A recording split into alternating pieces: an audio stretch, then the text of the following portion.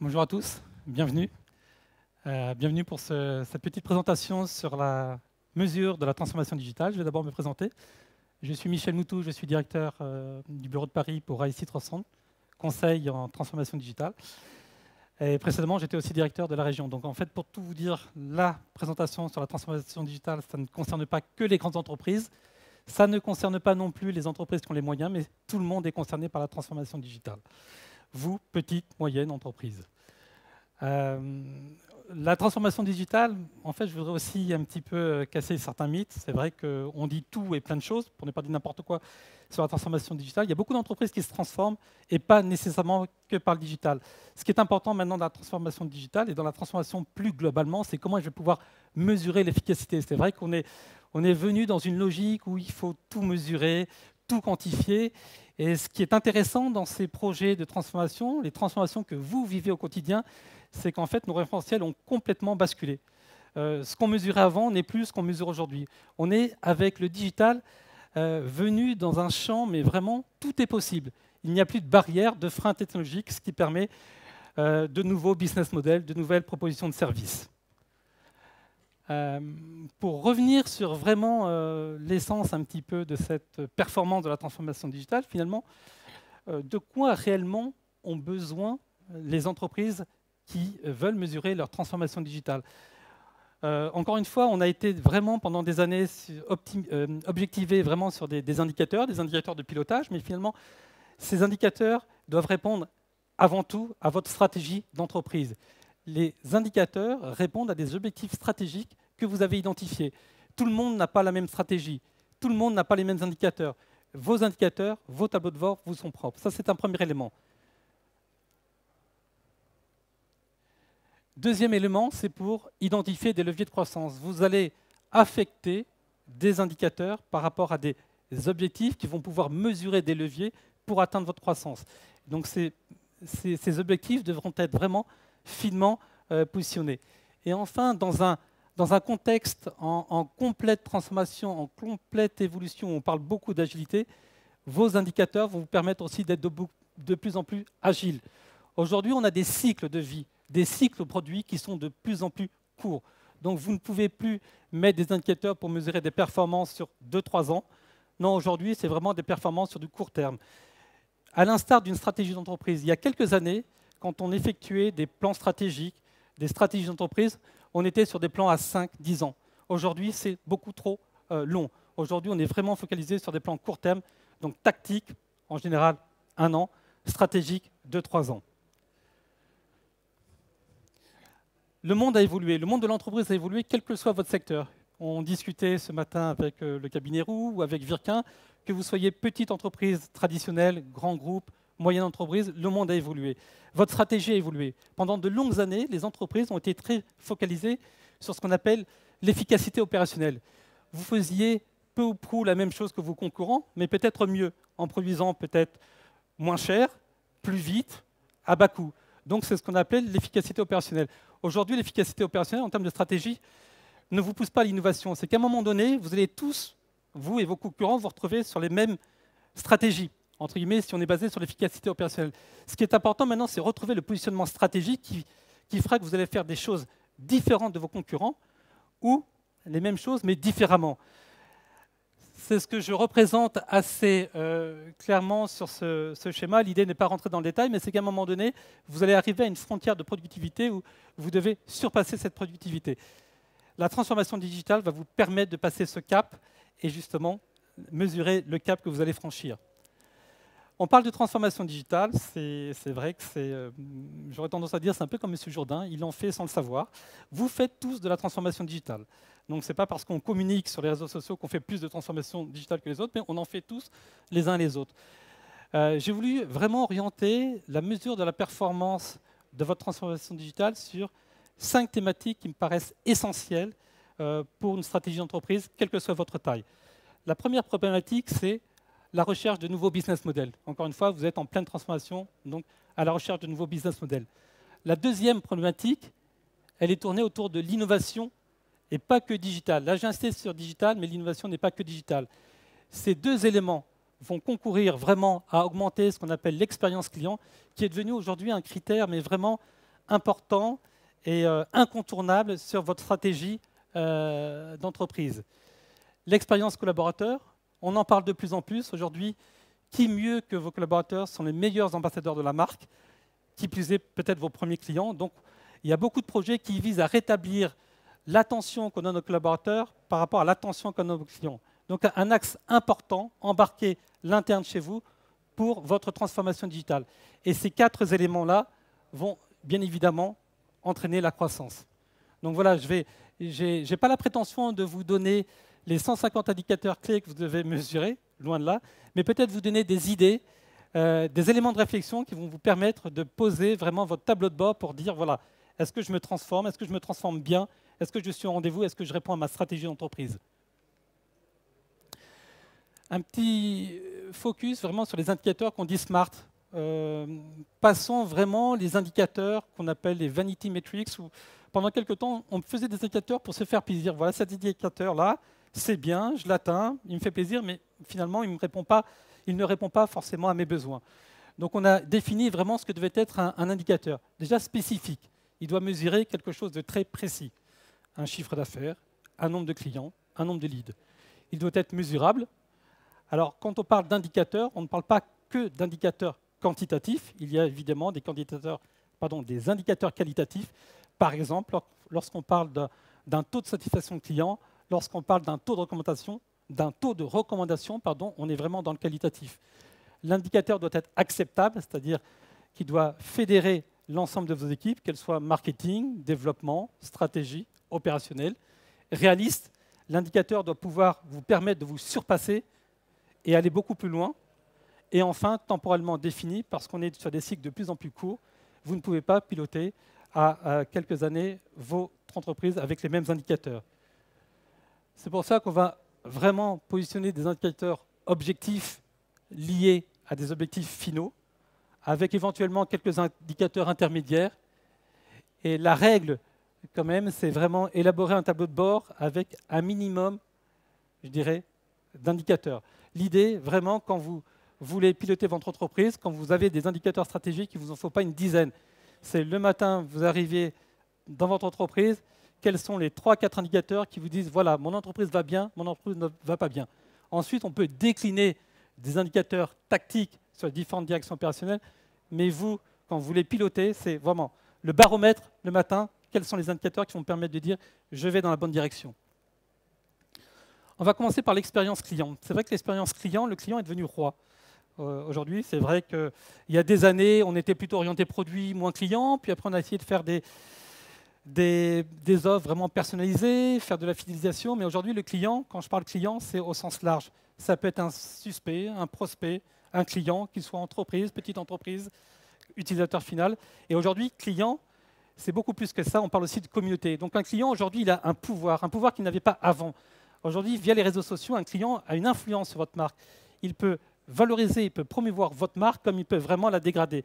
D'où l'importance vraiment liée à ce qu'on appelle l'expérience client. Aujourd'hui, le client, il peut quasiment tout avoir, n'importe quand, n'importe où, à n'importe quelle heure. Donc il a des exigences, ce client-là. Donc il recherche de nouvelles choses. Il recherche avant tout de la considération. Savoir qu'il est pris vraiment pour quelqu'un en qui on croit, quelqu'un en qui on veut investir, et pas quelqu'un qui est générateur de revenus. Deuxième élément, la simplification.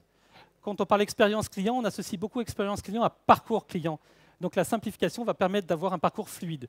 Aujourd'hui, si vous n'arrivez pas à avoir les 2-3 produits en 2-3 clics, c'est impossible, le client fait demi-tour. Donc il rebondit sur votre site, comme on dit, donc il fait demi-tour.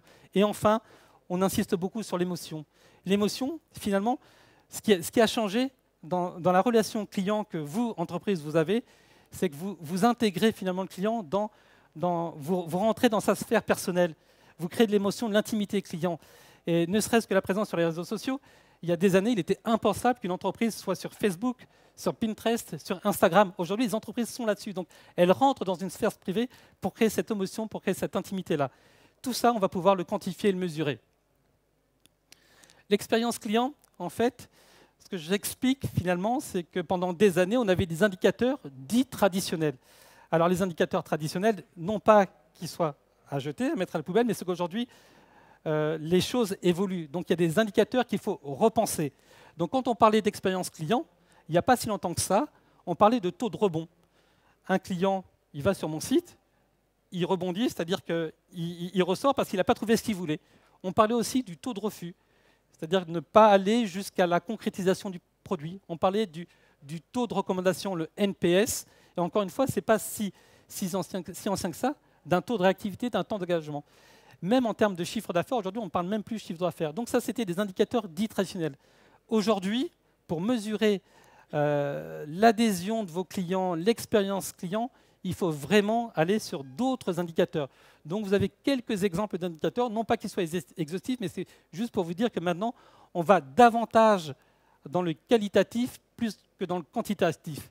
Et ça, le client, il le perçoit. Donc des nouveaux indicateurs comme l'effort, ce qu'on appelle l'effort que le client consacre à aller jusqu'à vos produits. Aujourd'hui, ça peut être un effort financier. Quand, par exemple, vous payez un frais de port, pour le client, ne serait-ce c'est un effort. Ça peut être un effort par rapport à temps d'attente. Quand vous allez en magasin, quand vous faites 10 minutes d'attente pour avoir un produit, c'est un effort que fournit le client.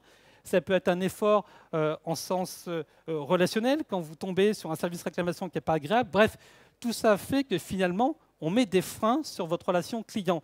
Et ça va en opposition avec ce qu'on appelait avant l'enchantement client. Finalement, on disait le client, il est roi. Je vais essayer de couvrir ses besoins, même aller au-delà de ses besoins. Et là, non, finalement, on sent que le client, il ne faut pas qu'il ait le moindre effort. Il y a le taux de satisfaction, la capacité de résolution des problèmes. Aujourd'hui, quelle est ma capacité en un clic à résoudre les problèmes, quels qu'ils soient. Et puis, des fréquences de dialogue avec le client, l'émotion du client tout au long du parcours. Tout ça pour vous dire que finalement, là, on reste vraiment dans l'irrationnel, mais c'est ce que le client recherche, cette émotion.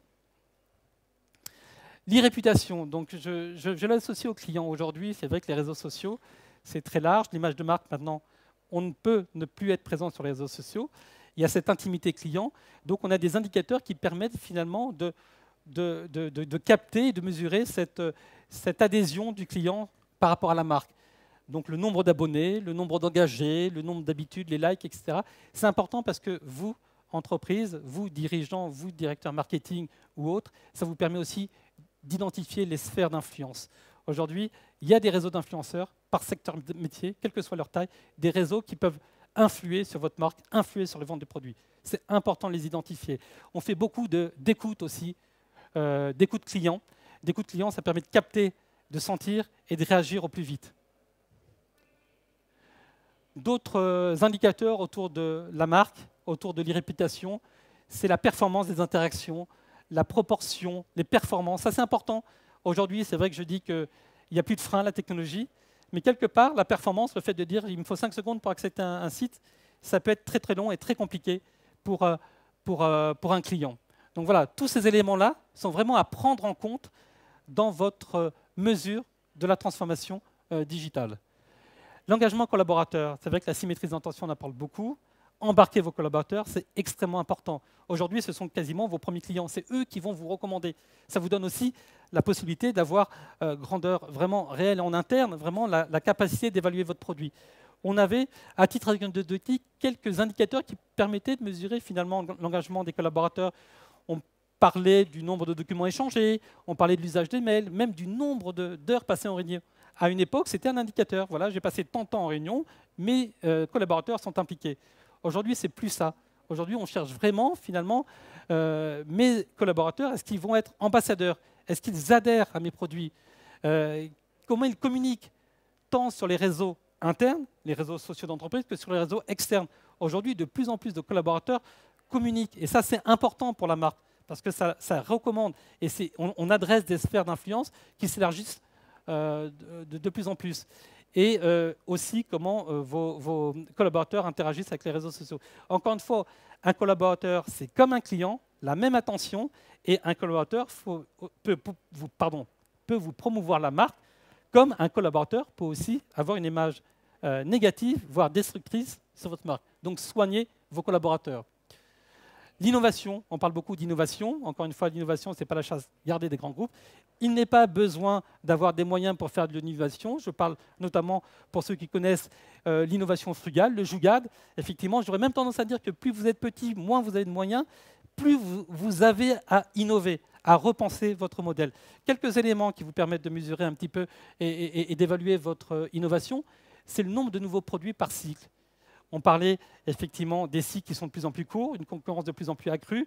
On passe de l'efficacité opérationnelle, de la baisse de productivité à vraiment à de l'innovation. Là, c'est vraiment quels seront le nombre de produits que vous allez sortir. Un autre élément de critère, c'est les initiatives, qu'elles soient digitales ou non, internes, externes, le nombre d'initiatives, le nombre de nouveautés que vous allez intégrer dans votre entreprise, qu'elles soient de tout type, qu'elles soient de type organisationnel, qu'elles soient de type conduite en changement, qu'elles soient de nouveaux produits, qu'ils soient digitaux ou non. Le taux de renouvellement des clients, c'est vrai que les clients évoluent, les clients sont volatiles, et quand je parle clients, on parle de sphère, de communauté, et puis les nouveaux marchés. Les nouveaux business models, bon, j'ai pris volontairement une entreprise traditionnelle parce que c'est effectivement aujourd'hui dans la région, c'est la problématique, c'est comment je vais pouvoir innover, comment je vais pouvoir me transformer. Donc là, c'est important. Les indicateurs qu'on peut mesurer, c'est le chiffre d'affaires. Le chiffre d'affaires sur les nouveaux produits, nouveaux segments. Je suis désolé. Voilà, on a un distributeur de savon, une entreprise très traditionnelle. Voilà. Chiffre d'affaires sur les nouveaux produits, nouveaux segments, la part de marché, les gains en part de marché, et puis l'écoute. Je suis désolé. L'écoute client sur ces nouveaux produits. Enfin, la croissance. Pendant des années, en fait, on était focalisé sur le chiffre d'affaires. Un chiffre d'affaires en croissance n'est pas synonyme d'une entreprise en croissance. Depuis quelques années, on parle résultat, mais maintenant, c'est même plus quantifiable. J'aurais tendance aujourd'hui à dire que le chiffre d'affaires, le résultat, n'est plus qu'un indicateur institutionnel. Aujourd'hui, il faut aller beaucoup plus loin. Qu'est-ce qu'on mesure pour évaluer votre croissance? Le coût d'acquisition. Le coût d'acquisition d'un client, c'est vrai qu'il est beaucoup plus important qu'un coût de fidélisation, d'où l'intérêt vraiment de capter ce client et sa sphère. La valeur vie client. Pendant combien de temps je vais garder mon client et constamment, durant tout son parcours, tout son cycle de vie, être innovant, lui proposer de nouveaux services. Le taux d'attrition, c'est vrai qu'on a des clients volatiles, multicanal, omnicanal, et comment je vais pouvoir capter ce flux et en perdre le moins possible. Les taux de conversion, les retours sur investissement. Je fais un petit focus sur le retour sur investissement. C'est vrai qu'on a toujours tendance à dire je vais mettre en place des projets, comment je vais pouvoir mesurer mon retour sur investissement. Ça, c'est la hantise de beaucoup de directeurs marketing, de CDO, etc. C'est vrai qu'il y a des choses qui sont mesurables, il y a des choses qui sont mesurables, il y a des choses qui sont quantifiables, d'autres moins. Mais c'est important de se dire quels sont les réels indicateurs que je vais pouvoir mettre. En guise de conclusion, finalement, je voulais vous mettre vraiment une page blanche. Une page blanche parce que par rapport à tout ce que je vous dis, finalement, moi j'ai envie de vous dire, construisez votre stratégie. Vos indicateurs, ils vous sont propres. N'allez pas récupérer des indicateurs d'autres, n'allez pas récupérer une stratégie d'autres, ne dupliquez pas des indicateurs. Il faut des choses simples. Un tableau de bord sur les 5 axes que j'ai développés, qu'ils soient les nouveaux business models, qu'ils soient l'innovation, l'expérience client, l'expérience collaborateur et votre croissance. Une fois que vous avez ces quelques indicateurs, là, vous allez les décliner en indicateurs opérationnels. Donc, vous avez tous les champs du possible. Aujourd'hui, tout est mesurable, quasiment presque tout mesurable. Quand vous voyez tout ce qu'il est possible de faire par les réseaux sociaux, regardez ne serait-ce que le nombre de nouveaux entrants aujourd'hui qu'il y a sur le marché, sur votre marché, quelle que soit la taille d'entreprise. La mise en place d'une application mobile, c'est très simple. Récupérer toutes les données pour mesurer, qu'elles soient analytiques, sur Internet, sur les applications mobiles, tout est possible. Maintenant, c'est à vous vraiment d'être cohérent, de bâtir votre stratégie qui vous permettra de prendre de nouveaux positionnements et avoir ces indicateurs pour vous dire vous êtes dans la bonne direction. Alors, je suis resté dans le temps imparti. Il nous reste 1 ou 2 minutes, me dit-on, pour des questions. Je ne sais pas s'il y a des questions qu'on peut prendre à la volée. Je peux être aussi disponible par ailleurs.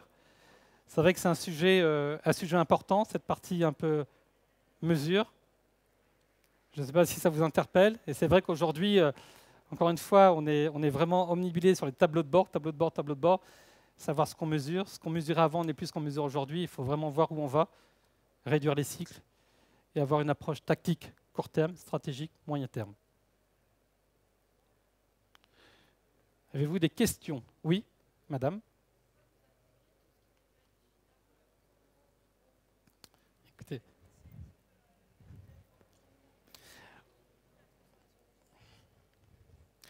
Euh, alors si je comprends bien, vous parlez des initiatives, digitales ou non. Oui, alors ce que je dis, c'est que quand on parle de la transformation digitale, c'est un peu simple ce que je dis, il y a une transformation digitale. Aujourd'hui, on s'aperçoit que la transformation digitale, la problématique, elle est beaucoup plus dans la transformation que la mise en place d'outils ou de solutions digitales. Aujourd'hui, il n'y a pas de frein. Donc quand je parle d'innovation, on peut très bien imaginer des innovations qui soient complètement en dehors du digital. Je repense un nouveau produit, je repense un nouveau modèle, je repense un nouveau service. C'est en ce sens que je dis qu'il y a une innovation.